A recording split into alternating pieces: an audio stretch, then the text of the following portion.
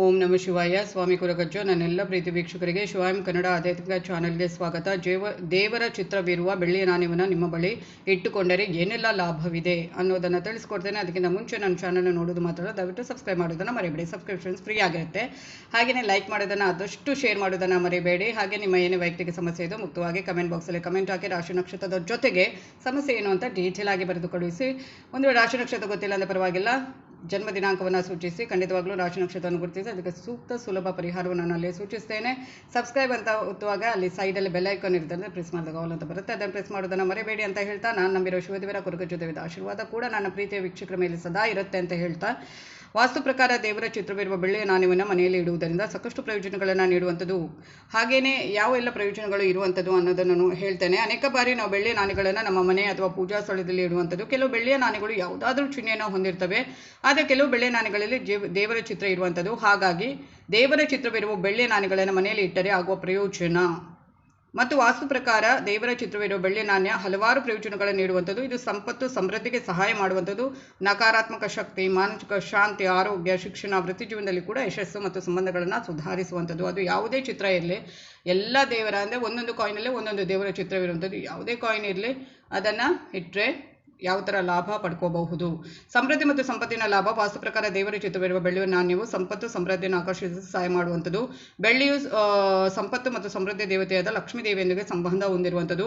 ದೇವರ ಚಿತ್ರವು ಸಕಾರಾತ್ಮಕ ಶಕ್ತಿ ಮತ್ತು ಆಶೀರ್ವಾದಗಳನ್ನು ನೀಡುವಂಥದ್ದು. ಇವೆರಡರ ಸಂಯೋಜನೆಯು ನಾಣ್ಯವನ್ನು ಸಂಪತ್ತು ಮತ್ತು ಸಮೃದ್ಧಿಯ ಸಂಕೇತವನ್ನಾಗಿ ಕೂಡ ಮಾಡುವಂಥದ್ದು.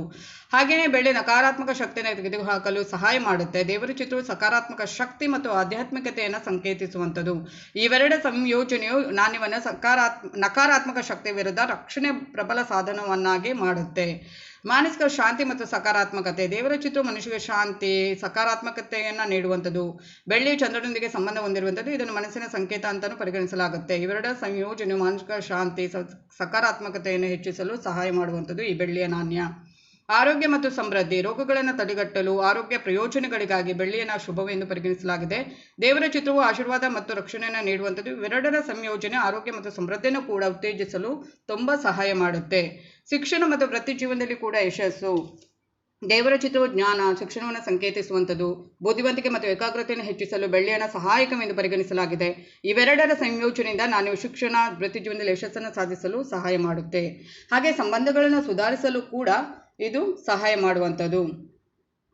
ಹಾಗೆಯೇ ನೋಡೋದಾದರೆ ಏನು ಅಂದರೆ, ದೇವರ ಚಿತ್ರವಿರುವ ಈ ಒಂದು ಏನು ಬೆಳ್ಳಿಯ ನಾಣ್ಯವನ್ನು ನಮ್ಮ ಬಳಿ ಇಟ್ಕೊಂಡ್ರೆ ಪ್ರೀತಿ ವಾತ್ಸಲ್ಯವನ್ನು ಸಂಕೇತಿಸುವಂಥದ್ದು ಈ ಒಂದು ಚಿತ್ರ. ಮತ್ತು ಸಂಬಂಧಗಳ ಸಕಾರಾತ್ಮಕತೆ, ಸಾಮರಸ್ಯವನ್ನು ತರಲು ಬೆಳ್ಳಿಯನ್ನು ಸಹಾಯಕ ಅಂತ ಪರಿಗಣಿಸಲಾಗಿದೆ. ಇವೆರಡರ ಸಂಯೋಜನೆಯು ಸಂಬಂಧಗಳನ್ನು ಸುಧಾರಿಸಲು ಸಹಾಯ ಮಾಡುತ್ತೆ. ಅಂದರೆ ಯಾವುದೇ ಒಂದು ಅದರ ದೇವರ ಚಿತ್ರ ಇರಬಹುದು. ಅದು ಮಹಾಲಕ್ಷ್ಮಿಯದ್ದು ಮಾತ್ರ ಅಂತಲ್ಲ, ಶಿವದೇವರದಾಗಿರುವ, ಹನುಮಂತ ದೇವರದಾಗಿರುವ, ರಾಮದೇವರದ್ದು ಎಲ್ಲ ಯಾವ ಥರ ಇಟ್ಕೊಂಡ್ರು ಒಳ್ಳೆಯದು. ಅದನ್ನು ಪೂಜಾ ಕೋಣೆಯಲ್ಲಿ ಅಂದರೆ ಪೂಜೆ ಮಾಡುವ ದೇವರ ಒಂದು ಕೋಣೆಯಲ್ಲಿ ಇಟ್ಟರೆ ತುಂಬ ಆಗಿರಬೇಕು ಮತ್ತು ಶುದ್ಧವಾಗಿ ಅದನ್ನು ತುಂಬ ಒಂದು ಏನು ಶುದ್ಧತೆ ಎಲ್ಲ ಕಾಪಾಡಿಕೊಂಡು ನಾವು ಇಡಬೇಕು. ಬೇಕಾದರೆ ನಮ್ಮ ವ್ಯಾಲೆಟಲ್ಲಿ, ಪರ್ಸಲ್ಲಿ, ಬ್ಯಾಗಲ್ಲಿ ಒಳ್ಳೆ ಒಂದು ಏನೂ ನಾವು ಗಡಿಗಡೆ ಮುಟ್ಟದಾಗೆ ಆದಷ್ಟು ಮಡಿಯಿಂದ ಅದನ್ನು ಇಟ್ಕೊಂಡ್ರೆ ಮಾತ್ರ ಅದರಿಂದ ಒಳ್ಳೆ ರಿಸಲ್ಟ್ ಸಿಗುವಂಥದ್ದು. ಹಾಗೆಯೇ ಎಲ್ಲಿ ಇಟ್ಟರೆ ಒಳ್ಳೆಯದು. ನಾಣ್ಯವನ್ನು ಮನೆಯ ದೇವರ ಕೋಣೆಯಲ್ಲಿ ಇಡುವುದು ಕೂಡ ಅತ್ಯಂತ ಮಂಗಳಕರ. ಇದನ್ನು ಸುರಕ್ಷಿತವಾಗಿ ಹಣವನ್ನು ಇಡುವ ಸ್ಥಳದಲ್ಲಿ ಕೂಡ ಇಡ್ಬೋದು. ಅದೇ ನಾನು ಈಗಾಗಲೇ ಹೇಳಿದೆ, ಪರ್ಸಲ್ಲಿ, ಬ್ಯಾಗಲ್ಲಿ ಎಲ್ಲೂ ಕೂಡ ಒಂದು ಒಳ್ಳೆ ಒಂದು ಜಾಗದಲ್ಲಿ ಒಂದು ಏನು ಆದಷ್ಟು ಮಡಿಯಲ್ಲಿ ಸ್ವಚ್ಛವಿರುವ ಜಾಗದಲ್ಲಿ ಅಥವಾ ಒಂದು ಪೂಜನೀಯ ಒಂದು ಭಾವನೆಯಿಂದ ಅದನ್ನು ಪವಿತ್ರವಾಗಿ ಇಟ್ಕೊಳ್ಳೋದು ಒಳ್ಳೆಯದು.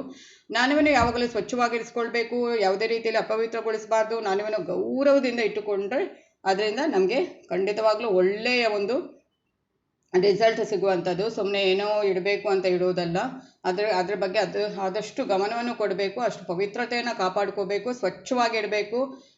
ಏನೇನೋ ಸುಮ್ಮನೆ ಅದನ್ನು ಗಡಿಗಡೆ ಮುಟ್ತಾ ಇರಬಾರ್ದು.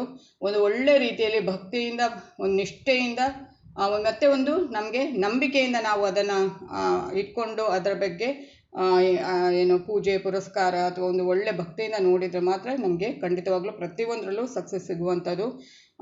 ನಂಬಿಕೆ ಮುಖ್ಯ. ದೇವರ ವಿಷಯದಲ್ಲಿ ಭಕ್ತಿ ಮುಖ್ಯ, ನಂಬಿಕೆ ಮುಖ್ಯ, ನಿಷ್ಠೆ ಮುಖ್ಯ, ಪ್ರಾಮಾಣಿಕತೆ. 4 ಇದ್ದರೆ ಉಂಟಲ್ವ ಖಂಡಿತವಾಗ್ಲೂ ಸಕ್ಸಸ್ ಆಗೇ ಆಗುತ್ತೆ. ಹಾಗೆಯೇ ಹೆಚ್ಚುವರಿ ಮಾಹಿತಿ ಏನು ಅಂದರೆ, ನಿಮ್ಮ ಆಯ್ಕೆ ಪ್ರಕಾರ ಯಾವುದೇ ದೇವರ ಚಿತ್ರವಿರುವ ನಾಣ್ಯವನ್ನು ನೀವು ಆಯ್ಕೆ ಮಾಡಬಹುದು. ಅದು ಈ ದೇವರು ಆ ದೇವರು ಅಂತ ಎಲ್ಲ ಯಾವುದೂ ಆಗ್ಬೋದು. ನಿಮ್ಮ ಇಷ್ಟದ ದೇವರ ಒಂದು ನಾಣ್ಯವನ್ನು, ಚಿತ್ರ ಇರುವ ನಾಣ್ಯವನ್ನು ಬೆಳ್ಳಿಯ ನಾಣ್ಯವನ್ನು ಖರೀದಿಸಿ. ನಾಣ್ಯದ ಗಾತ್ರ ಮತ್ತು ತೂಕ ನಿಮ್ಮ ಮೇಲೆ, ಅದು ಎಷ್ಟು ಬೇಕು, 1 ಗ್ರಾಮ್ ಇದ್ದಾಗ 2 ಗ್ರಾಮ್ ಇದ್ದು ಎಷ್ಟು ಬೇಕಾದರೂ ಗ್ರಾಮ್ ಲೆಕ್ಕದಲ್ಲಿ ನೀವು ತಗೋಬಹುದು. ಅಷ್ಟೇ ಗ್ರಾಮ್ ಇರಬೇಕು ಅಂತ ಏನೂ ಇಲ್ಲ. ಹಾಗೆಯೇ ವಾಸ್ತುಶಾಸ್ತ್ರ ಒಂದು ಸಂಕೀರ್ಣ ವಿಷಯವಾಗಿದೆ ಎಂಬುದನ್ನು ನೆನಪಿನಲ್ಲಿಡಿ. ನಾಣ್ಯದಿಂದ ಲಾಭ ಪಡೆಯಲು ನೀವು ವಾಸ್ತುವಿನ ಇತರ ನಿಯಮಗಳನ್ನು ಕೂಡ, ಅಂದರೆ ಎಲ್ಲಿ ಇಡಬೇಕು, ಯಾವ ಜಾಗದಲ್ಲಿ, ಯಾವ ಮೂಲೆಯಲ್ಲಿ ಇಟ್ಟರೆ ಒಳ್ಳೆಯದು, ದೇವರ ಕೋಣೆಯಲ್ಲಿ ಆದರೂ ಅಷ್ಟೇ ಯಾವ ಮೂಲೆಯಲ್ಲಿ ಇಟ್ಟರೆ, ಯಾವ ಡೈರೆಕ್ಷನಲ್ಲಿ ಇಟ್ಟರೆ ಒಳ್ಳೆಯದು ಅನ್ನೋದನ್ನು ಕೂಡ ಮನಸ್ಸಿನಲ್ಲೆಲ್ಲ ಇಟ್ಕೊಂಡು ಅದನ್ನು ಇಟ್ಟರೆ ಖಂಡಿತವಾಗ್ಲೂ ಒಳ್ಳೆಯ ಒಂದು ಉತ್ತಮ ಫಲಿತಾಂಶ ಸಿಗುವುದಂತೂ ಖಂಡಿತ.